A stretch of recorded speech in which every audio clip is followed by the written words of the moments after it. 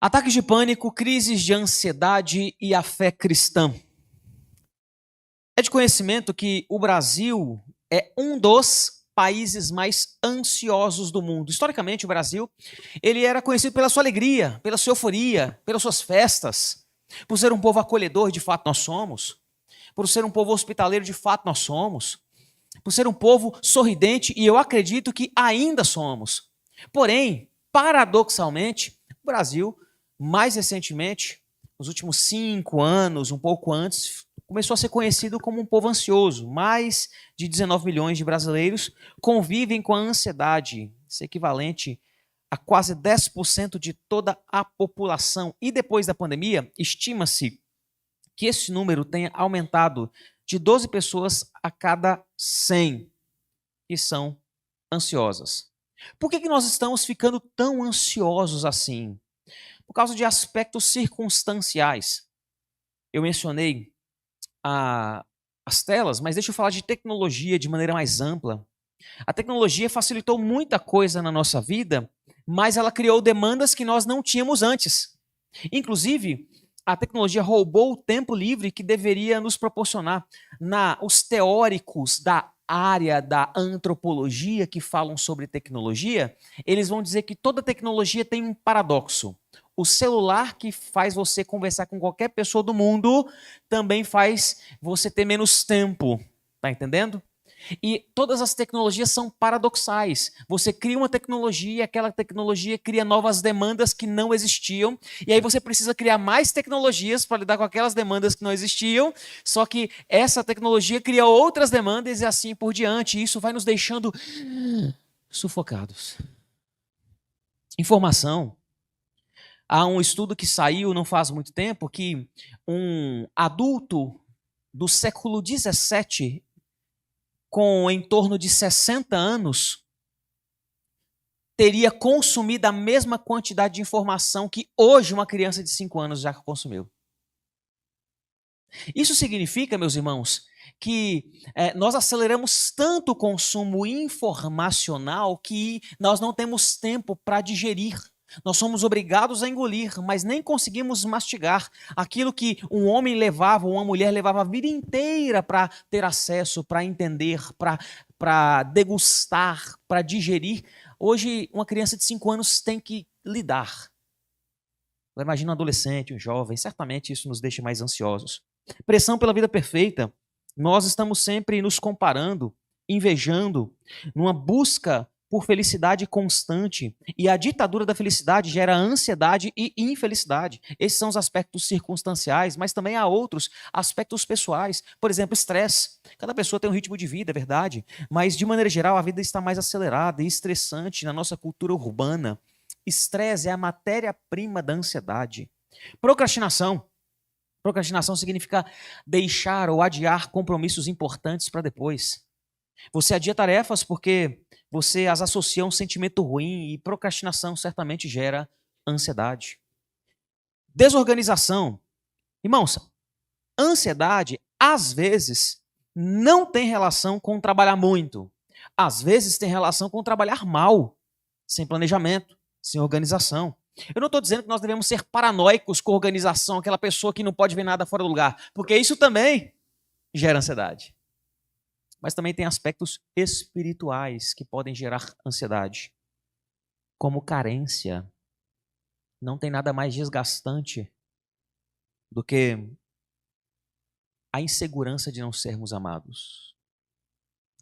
Pais carentes são pais ansiosos, porque eles colocam suas demandas afetivas nos ombros pequenos dos filhos e, consequentemente, os filhos ficam ansiosos, porque os pais são carentes. O mesmo vale para maridos carentes, esposas carentes, pessoas carentes, dependentes de atenção, de likes, de curtidas. Isso certamente gera ansiedade.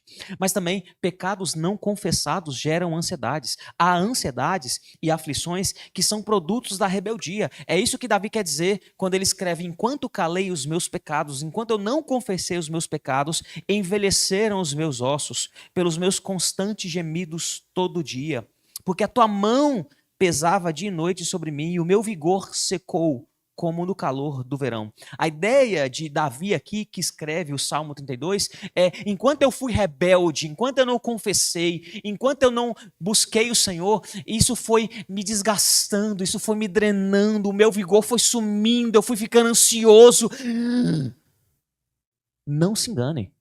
Tem gente, não estou falando que todo caso é assim, mas há pessoas que têm crises de pânico porque são rebeldes diante de Deus. Quanto mais pecaminoso é o nosso mundo, mais ansiosas são as pessoas.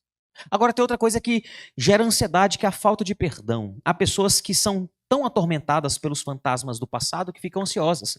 Elas se lembram da cor, do sabor, do som das ofensas que receberam.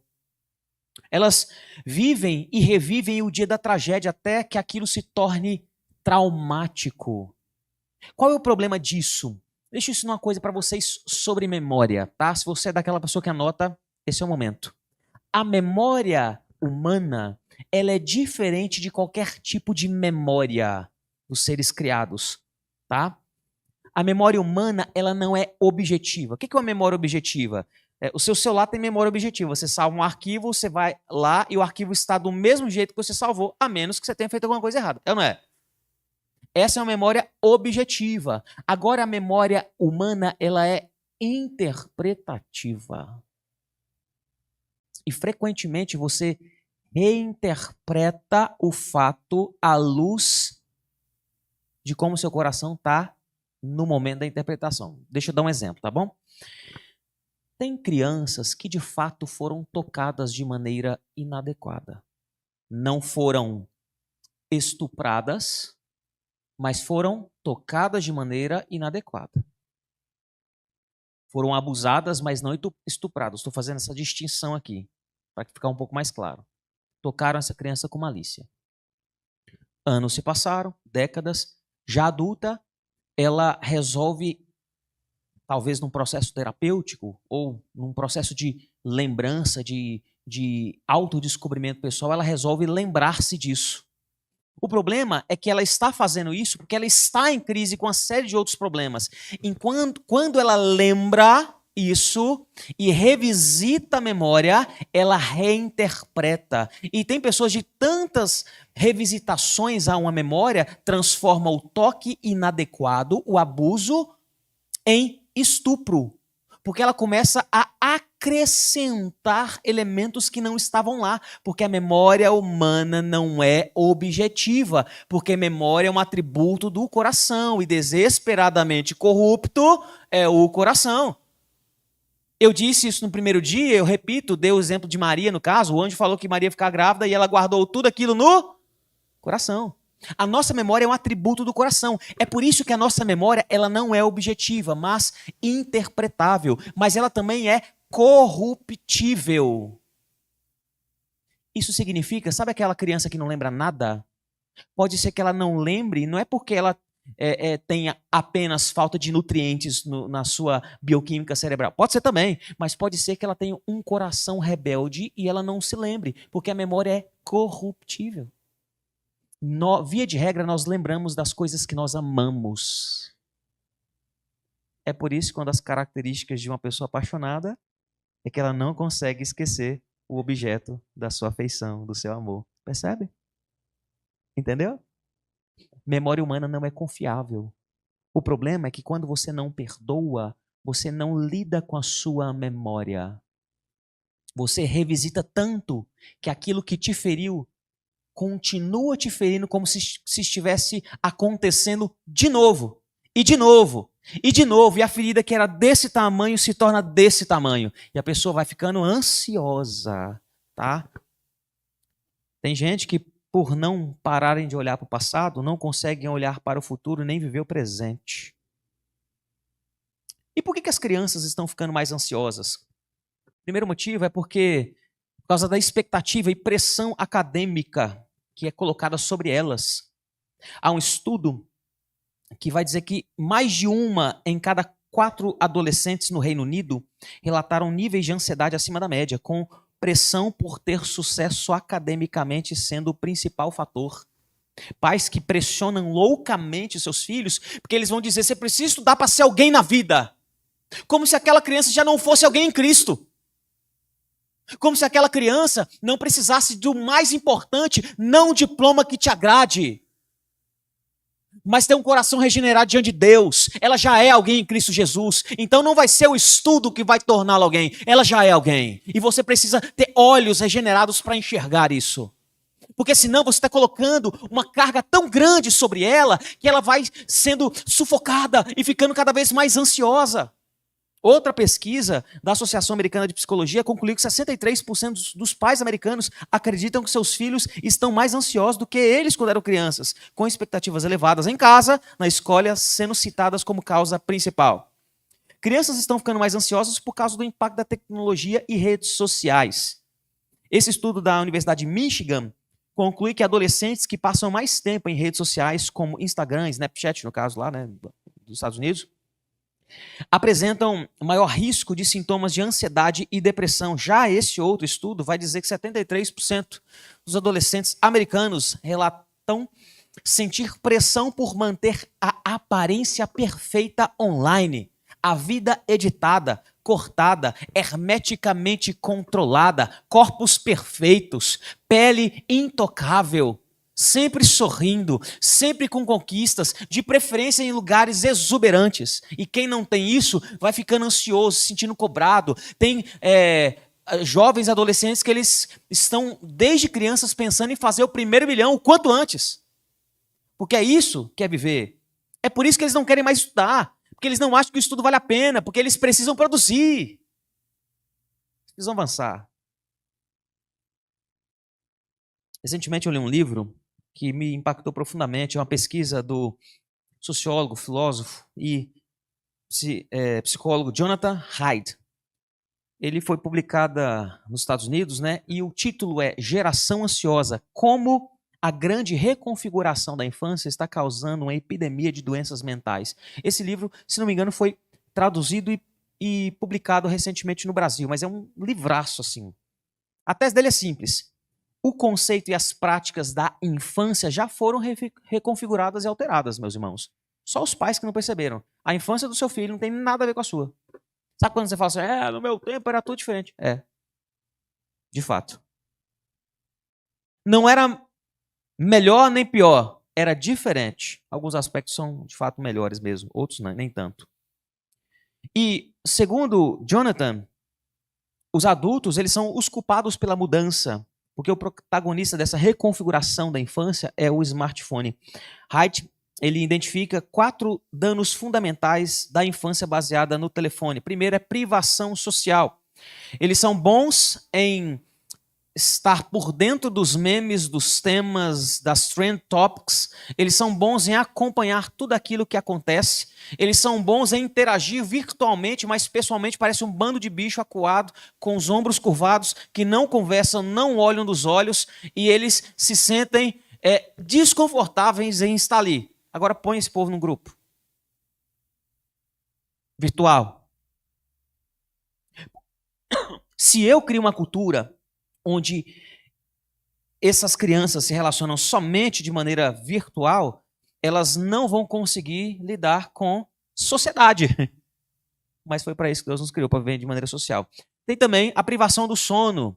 Tem pais que deixam a bomba do smartphone na mão dos filhos, os filhos dormem a hora que querem e eles estão sendo privados de sono com muito tempo de com muito antes, né? Antigamente, eu me lembro, né? E assim, tem várias coisas na minha criação que são falhas, mas eu lembro de eu brigar com a minha mãe. Eu era criança que eu não queria dormir. E lá nós íamos dormir 7h30 da noite. Que hoje virou 7h30 da tarde, né?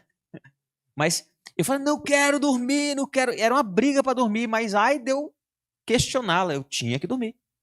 Mas hoje, 7h30, a criança tá, meu Deus do céu. Tá longe de dormir. Tem pai que deixa, ó. Vai deixando, vai deixando. Menos sono. Uma série de consequências para o corpo, o aumento de estresse, e isso vai deixando mais ansioso. Fragmentação da atenção é uma das consequências, já falei isso um pouco na palestra anterior, e dependência. Há estudos que vão apontar que O consumo excessivo de telas causa dependência, sim. Esses são um dos motivos pelos quais as crianças estão ficando mais ansiosas. Mas também as crianças têm problemas espirituais que podem deixá-las ansiosas. Do mesmo jeito que os adultos podem ter, as crianças também têm. Por quê? Porque embora nós tenhamos diferença da faixa etária, ambos, adultos e crianças, são seres humanos completos. Ambos são pecadores, ambos precisam se arrepender, ambos precisam perdoar, ambos, se não fizerem isso, vão ficar cada vez mais ansiosos. É por isso que nessa palestra, nesse intuito de dar ferramentas para que você olhe para a sua vida e, consequentemente, olhe para a vida do seu filho, eu quero dar 4 imperativos contra a ansiedade, baseada em Filipenses, capítulo 4. Quando Paulo escreveu a carta aos Filipenses, ele estava preso em Roma, na sua primeira prisão, mas seu coração estava livre. Paulo não era refém das circunstâncias, mas ele era escravo de Cristo. Mesmo na prisão, Paulo, ele parecia estar contente. Paulo não estava ansioso. Paulo, ele enxergava a realidade confiando naquele que é Senhor sobre a realidade, que é o que a gente chama de uma visão teorreferente, a partir da lógica de Deus. A sua esperança estava nisso. Por isso que o prisioneiro Paulo diz aos irmãos que estão livres. Vamos ler juntos? Alegrem-se sempre. Outra vez digo, alegre-se.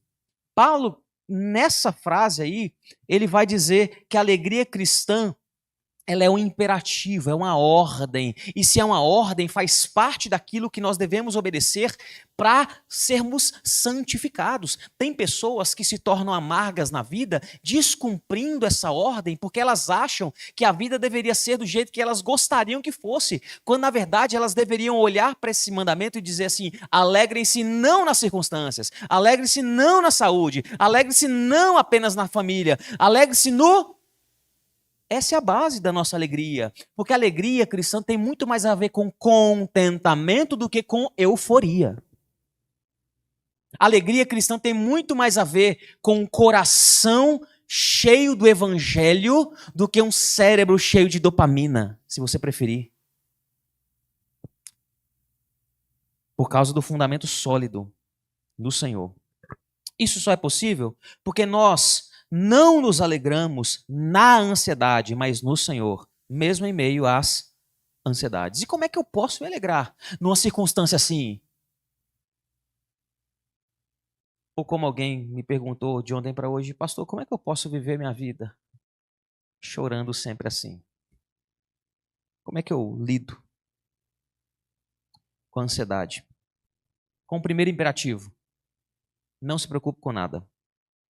Ele vai dizer no versículo 6, não fiquem preocupados, não fiquem ansiosos por coisa alguma. Essa é outra ordem. Mas não a ordem para te oprimir, mas para libertar você. É uma ordem graciosa. Sabe por quê? O mesmo Deus que te ordena a não ficar ansioso, convida você a tratar a sua ansiedade, tratar a sua preocupação. O mesmo Deus que diz, não se preocupem, não andeis ansiosos, ele diz para você, vem a mim, lance sobre mim o fardo. Por que ansiedade? Por que ela nos castiga tanto? Eu acho que ansiedade é mais um daqueles temas que nós falamos muito, mas entendemos pouco. Deixa eu traçar uma anatomia da ansiedade. A ansiedade ela é inútil. Por mais que nos preocupemos, isso não muda nada. Pesquisas apontam que 70% do que nos causa ansiedade nunca acontece. Você está gastando tempo à toa, neurônio à toa, desgaste à toa, recursos à toa, porque aquilo não vai acontecer. É simplesmente inútil, irracional. A ansiedade também é prejudicial, obviamente. A ansiedade desregula hormônios, abaixa a imunidade, mexe no metabolismo, eleva a pressão arterial, aumenta o colesterol, favorece a obesidade, ela causa insônia, dependência de medicamentos e abre caminho para depressão, burnout e até mesmo suicídio em alguns casos. A ansiedade suga toda a nossa energia emocional e espiritual. Mas ela também é enganosa. A ansiedade dá uma falsa impressão de que nós estamos no controle. Porque nós achamos que se nós acelerarmos o suficiente o nosso passo, nós lidaremos o suficiente, controlaremos o suficiente com as nossas demandas. Mas no fundo, essa paranoia por controle só revela um coração que não confia totalmente em Deus, porque Ele sim tem o controle. O engano da ansiedade te aprisiona num ciclo. Funciona assim. Você fica ansioso. E por causa disso, você passa a se prevenir, tentando exercer mais controle sobre as circunstâncias. Você está com medo de alguma coisa acontecer, você começa a se prevenir, sabe? Está com medo de alguém entrar na sua casa, você aumenta o muro, coloca cerca, coloca alarme, coloca câmera. Você começa a se prevenir, porque isso te dá uma sensação de controle. O problema é que você vai descobrindo que você não controla tanto as coisas como você gostaria de controlar e que os ladrões eles estão cada vez mais aplicados, mais engajados em roubar casas de segurança máxima como a sua, e você fica com medo, ataque de pânico. O que você faz para tentar lidar com isso? Não, eu vou exercer, eu preciso fazer alguma coisa. Então você tenta exercer mais controle. E esse controle adicional gera mais ansiedade. E essa ansiedade empurra você para o controle, que gera medo e que você vai impelido para mais controle ainda, que gera mais ansiedade num ciclo sem fim.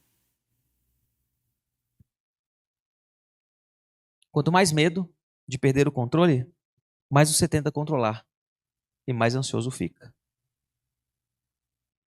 A ansiedade, ela é inútil, prejudicial, enganosa e, por fim, ela é pecaminosa. Eu vou falar isso com cuidado. A ansiedade não é só um hábito ruim. Não é apenas uma questão de temperamento. Porque tem gente que fala, nossa, sou ansioso. Não. Tem gente que fala isso. Eu vivo... Não. Ansiedade não é apenas uma patologia. Segundo as Escrituras, quer você queira ou não, porque aí a sua briga não é comigo, tá? Segundo Jesus, a ansiedade é um pecado. Viver ansioso o tempo todo é desobedecer uma ordem clara de Jesus, que diz em Mateus 6. Vamos ler? Não andeis ansiosos pela vossa vida, quanto ao que haveis de comer ou beber, nem pelo vosso corpo, quanto ao que haveis de vestir.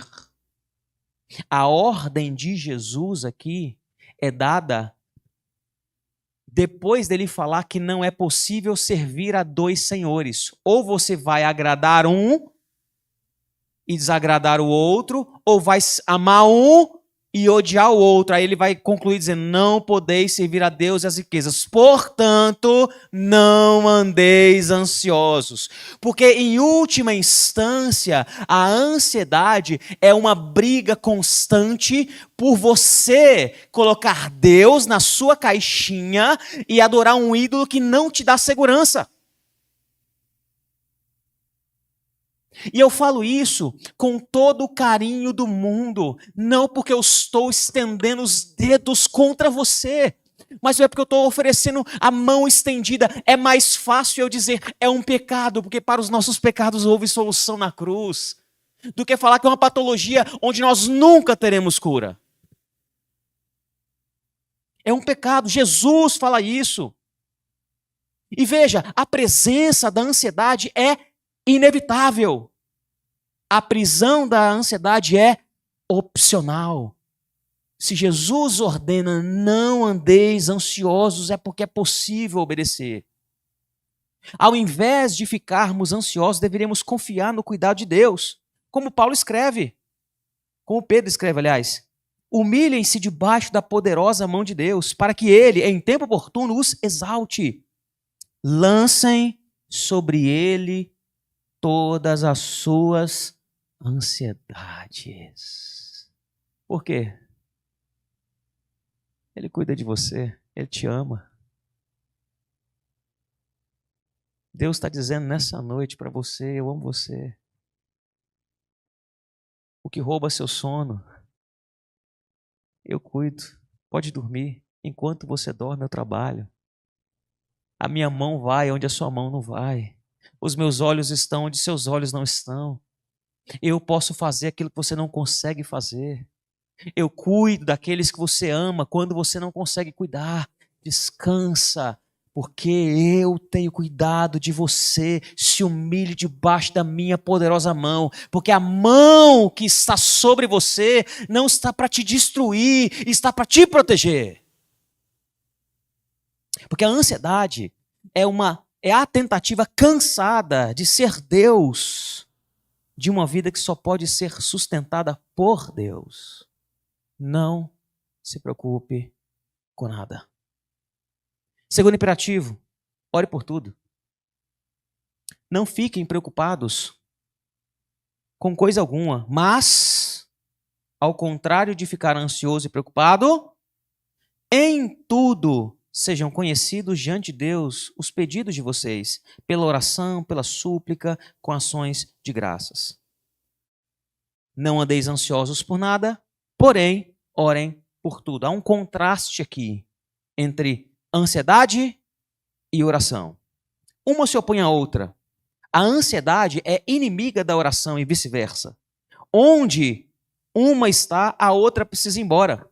E de acordo com Paulo, a oração é um poderoso remédio para curar a ansiedade. Quando ele diz assim, façam conhecidos, é força de expressão. Sabe por que eu estou falando força de expressão? Deus quer que você fale para ele o que está passando com você. Ele sabe, tá? Ele sabe. Ele conhece você. Ele chama você pelo nome. Ele sabe não apenas o que está acontecendo ao entorno de você, mas ele sabe o turbilhão que está dentro de você. Ele te conhece. Mas ele quer que você fale. Quer que você se debruce. Quer que você confesse. Davi, no Salmo 139, vai dizer que ainda a palavra não me chegou à boca, à língua, e tu, Senhor, já conheces toda. Mas ele quer ouvir você. Como? Oração, uma conversa contínua com o Pai. Fala com teu Pai. Se queixa. Fala, Senhor, não estou aguentando. Senhor, estou sofrendo. Senhor, meus filhos. Senhor, meu casamento. Senhor, minha vida. Senhor, essa cidade. Senhor, esse país. Senhor, Pai. Ore. Suplique. Clame. O clamor profundo nos momentos de aperto, ele é uma importante ferramenta para que você seja lembrado do cuidado de Deus. E agradeça. Agradecer é lembrar o que Deus já fez. Às vezes, Deus não deu o que você sonhou. É verdade. Mas Ele certamente deu o que você precisa. Então agradeça. A gratidão lembra você nas mãos de quem você está. E, consequentemente, lembra você que você não precisa se preocupar. Porque quando você ora, a ansiedade desarma, o céu desce e a paz se instala. Você nem sempre tem o poder de controlar, mas sempre tem a escolha de confiar. Ore por tudo. Terceiro imperativo, cuide do seu imaginário. A ansiedade muitas vezes nasce daquilo que alimentamos na nossa mente. Lá em 2 Coríntios capítulo 10, Paulo vai chamar isso das fortalezas da nossa mente. Entenda uma coisa, meus irmãos. Pensamentos tóxicos produzem emoções doentias. Pensamentos onde o seu imaginário só tem lixo. Você só vai se comportar como lixo. Tem gente que enche a mente de lixo. E por lixo eu estou falando de qualquer coisa que você absorva. Tem crente que só assiste coisa de política, mas nunca lê a Bíblia. Sabe tudo do Bolsonaro ou do Lula, mas não sabe nada de Jesus, dos apóstolos e da vida com Deus. Fica ansioso. Entra em qualquer onda de conspiracional, sabe? Tem gente que está sempre numa conspiração diferente. Por causa disso, enche o imaginário, cai nas narrativas. Isso acontece com as crianças. As crianças compram as narrativas que vão sendo ditas a elas nas redes sociais, que saem da sua boca e as crianças vão ficando ansiosas, cheias de medo, inseguras. Porque o imaginário delas está povoado com lixo. Isso vem através daquilo que elas assistem, daquilo que elas ouvem, daquilo que elas enxergam, dos livros que elas leem. Isso serve para você que é adulto, cuide dos seus olhos, faça uma dieta dos seus olhos, faça uma dieta dos seus ouvidos. Porque senão você vai sempre se alimentar de lixo e só vai sair de você lixo. Com o que você tem que cuidar do seu imaginário? Paulo vai dizer, finalmente, irmãos, vamos ler? Tudo que é verdadeiro, tudo que é respeitável, tudo que é justo, tudo que é puro, tudo que é amável.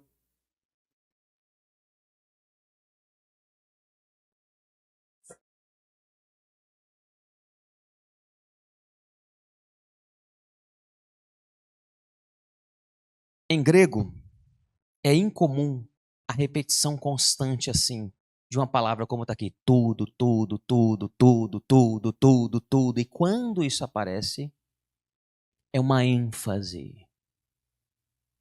Paulo não está sendo redundante, Paulo está sendo específico. Paulo está especificando qual que é a dieta da sua mente. Se alimente da verdade. Se alimente daquilo que é respeitável, que é justo, que é puro, que é amável, que é de boa fama, se alguma virtude há, se algum louvor existe. Mas eu acredito que Paulo está fazendo mais do que isso. Eu acredito que Paulo aqui está descrevendo alguém.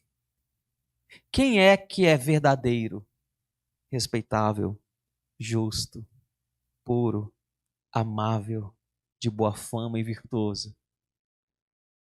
Senhor Jesus, o nosso Senhor. Irmãos, tem coração de crente que está cheio de tudo, menos de Jesus. Deus está dizendo, escolha o que você pensa, somente não é depósito de lixo. Porque o que você pensa influencia o que você sente e pode determinar o que você faz.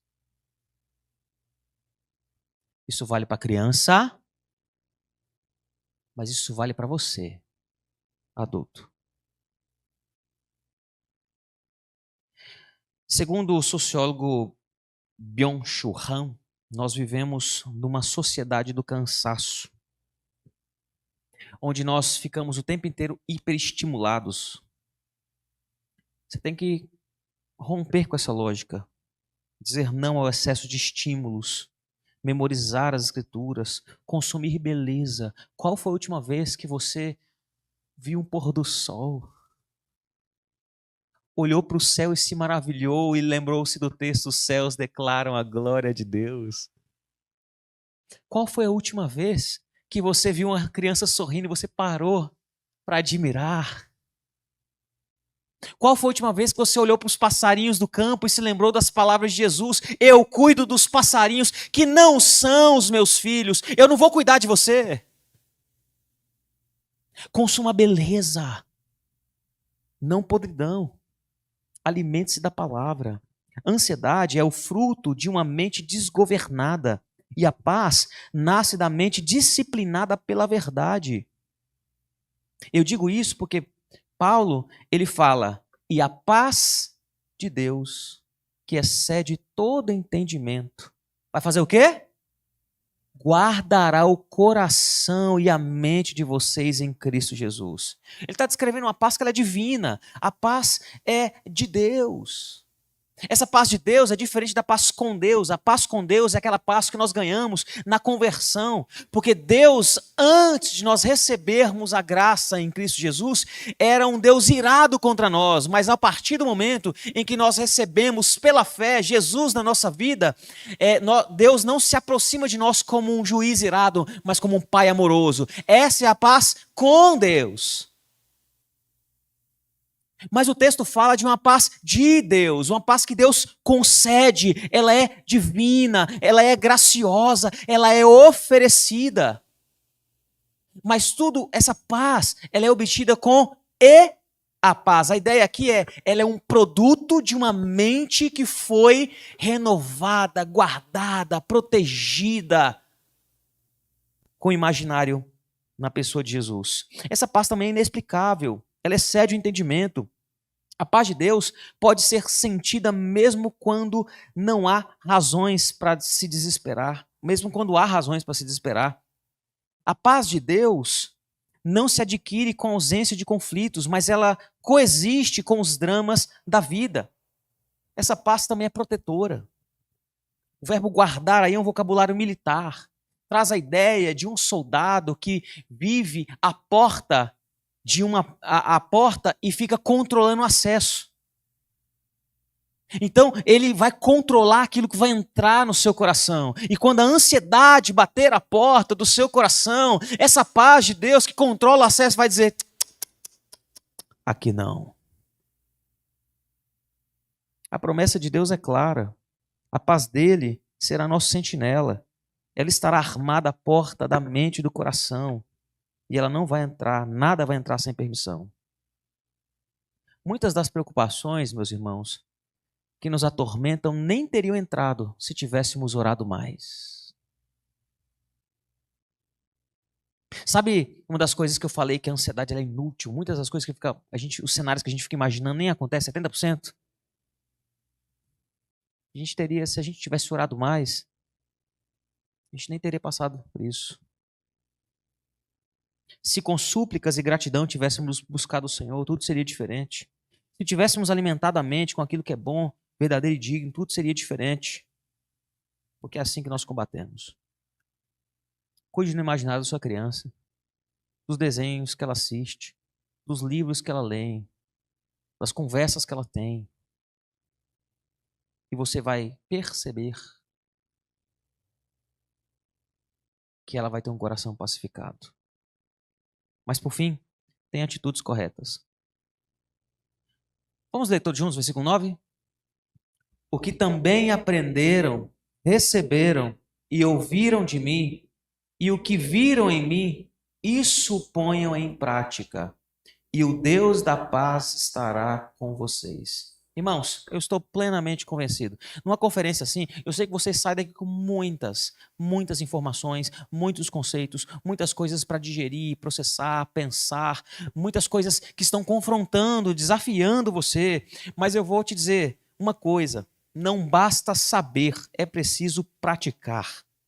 A paz de Deus guarda o nosso coração, mas o Deus da paz caminha conosco, como diz o versículo 9. Quando nós praticamos, quando nós vivemos, quando nós fazemos, quando nós lidamos, que pela graça nós lidamos e venceremos a ansiedade. E a obediência à vontade de Deus traz paz duradoura. Mas o contrário também é verdadeiro. Se a obediência me faz caminhar com Deus, o pecado escondido destrói a nossa paz. Destrói a nossa paz. E em resumo seria mais ou menos o seguinte: você pode ter paz com Deus pela fé, mas não a paz de Deus pela obediência. Desobediência gera angústia. Obediência gera descanso. E como nós estamos cansados, na verdade?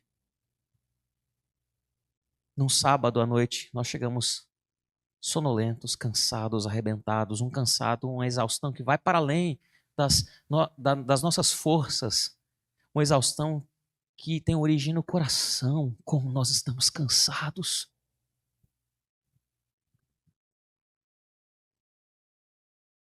Mas a obediência gera descanso. E Paulo, ele começou o nosso texto dizendo: alegrem-se sempre no Senhor.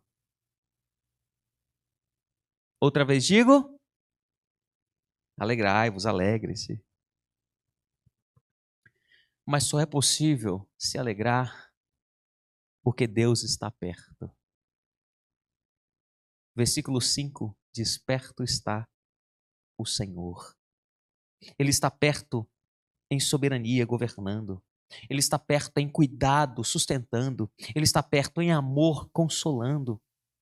E essa promessa se cumpre na cruz. Na véspera da crucificação de Jesus, Jesus, sabendo que era chegada a sua hora, sabendo que em poucos momentos ele seria crucificado, e não querendo ceder à ansiedade, ele diz para os discípulos: o meu coração está angustiado. Ele convida Pedro e outros discípulos para ajudá-lo em oração. Esses discípulos dormem. Mas para Jesus não ceder à ansiedade, para que a angústia não evoluísse para a ansiedade, o que ele faz? Ele ora. A oração dele: Senhor, Pai, Senhor não, Pai, se possível, afasta de mim esse cálice, mas seja feita a tua vontade, não a minha. Ele orou de novo. Depois ele levantou e foi fazer o que tinha que fazer, que era morrer na cruz.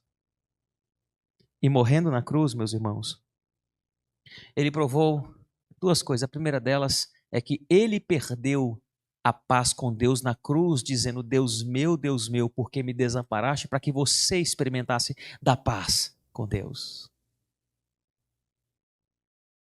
Mas ele estendeu os braços por amor. Paulo vai dizer: aquele que nem mesmo... Vamos ler juntos? Bem forte, bonito. Aquele que nem mesmo...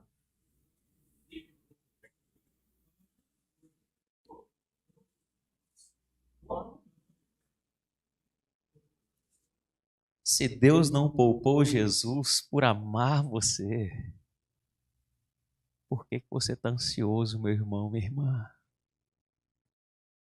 Nessa noite, é hora de você se entregar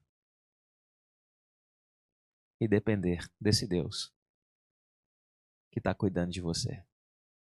Vamos orar? Pai bondoso, fomos desafiados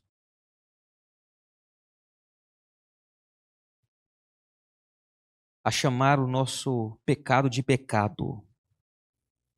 Não é apenas uma psicopatologia, a ansiedade é um pecado contra o Senhor. É um pecado que questiona o teu amor. É um pecado que questiona o teu cuidado.